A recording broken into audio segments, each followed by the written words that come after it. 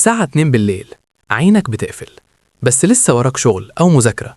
تمسك علبة مشروب طاقة، رشفة واتنين، وفجأة صحيت. بتحس إنك رجعت للحياة في ثواني. بس الحقيقة اللي محدش بيقولها لك إن الإحساس ده مش طاقة، ده خدعة جسمك بيدفع تمنها بعد شوية.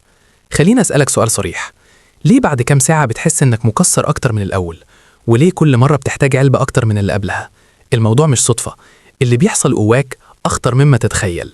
الكافيين مش بيديك طاقة، هو بيخليك تحس إنك مش تعبان، بينما جسمك فعلياً بيغرق في التعب. تخيل معايا إن في إنذار شغال جواك بيقولك ارتاح، أنت تعبت. بدل ما ترتاح، أنت بتكسر لمبة الإنذار. الصوت اختفى، لكن المشكلة لسه موجودة وبتكبر. ومع أول ما تأثير المشروب يخلص، جسمك بيرد عليك بكل التعب اللي اتأجل مرة واحدة، وده اللي بيخليك تقع فجأة في الهبوط الحاد. جسمك عنده نظام ذكي جدا، مادة اسمها أدينوسين هي اللي بتقولك كفاية كده، محتاج ترتاح. مشروبات الطاقة بتمنع الرسالة دي توصل لمخك، لكن المادة نفسها بتتراكم جواك أكتر وأكتر. فلما التأثير يروح، بتلاقي نفسك مرهق بشكل مضاعف، وده السبب إنك كل يوم تحتاج جرعة أعلى.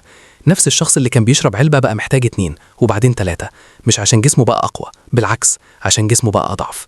شخص بيشرب مشروبات طاقة كل يوم عايش على دفعات وهمية، طاقة سريعة بعدها هبوط بعدها احتياج أكتر. وشخص تاني بيعتمد على نوم كويس وأكل متوازن، طاقته هادية لكن ثابتة طول اليوم. الفرق إن الأول بيستلف طاقته من بكرة، والتاني بيبنيها صح. ولو وصلت لحد هنا، اضغط لايك واشترك في القناة عشان توصلك فيديوهات زي دي تساعدك تفهم جسمك وتسيطر على عاداتك بدل ما هي تسيطر عليك. لو عايز تطلع من الدوامة دي، ابدأ بالتدرج، ما تقطعش مرة واحدة. قلل الكمية يوم ورا يوم.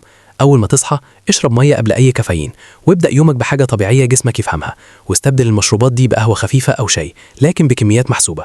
وخلي بالك، لو نومك بايظ، مفيش مشروب في الدنيا هيعوضه. ولو عايز تعرف ازاي تزود طاقتك طبيعي 100% من غير كافيين ولا هبوط، تابع الفيديو الجاي.